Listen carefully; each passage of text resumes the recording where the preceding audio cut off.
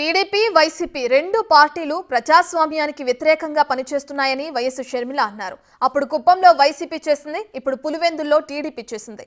ఇద్దరికీ పెద్ద తేడా లేదన్నారు. ఒకరు రహస్యంగా పొత్తు పెట్టుకుంటే మరొకరు బహిరంగంగానే పొత్తు పెట్టుకున్నారన్నారు. ఇక కంచుకోట పగలగొట్టడం ఏంటి, రాజుగాలు నాటి పాలన కొనసాగుతుందా అని ప్రశ్నించారు. నాయకులందరూ ఇది భారతదేశమని గుర్తు పెట్టుకోవాలని సూచించారు. ఏదైతే కుప్పంలో వైసీపీ చేశారో అదే పులివెందల్లో చేశారు. ఇద్దరికి పెద్ద తేడా లేదు.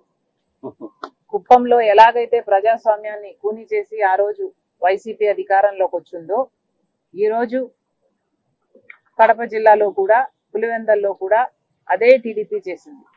కానీ ఇద్దరికి చెప్పాలనుకుంటున్నది, ఇద్దరు ప్రజాస్వామ్యాన్ని కూని చేశారు.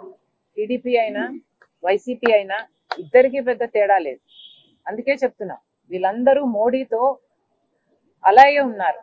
ఏదో ఒక రకంగా చంద్రబాబు గారు అయితే బహిరంగంగానే కూటమి కట్టారు. కానీ జగన్మోహన్ రెడ్డి గారు ఏమీ తక్కువ తినలేదు. ఈయన రహస్యంగా కూటమి కట్టారు. అంతే తేడా. వీళ్ళందరూ మోడీ కోసం పనిచేస్తున్న వాళ్ళే. వీళ్ళందరూ ఎంపీలు ఎంతమంది, 25 మంది లోక్సభ, 11 మంది రాజ్యసభ, ఏ పార్టీకి చెందిన ఎంపీలైనా ఈరోజు బీజేపీకే ఎందుకు ఊడిగలు చేస్తున్నారు?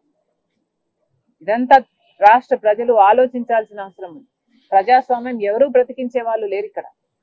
కాబట్టే చెప్తున్నాం, కాంగ్రెస్ పార్టీ పుంజుకోవాల్సిన అవసరం ఉంది. కాంగ్రెస్ పార్టీ బలపడాల్సిన అవసరం ఉంది.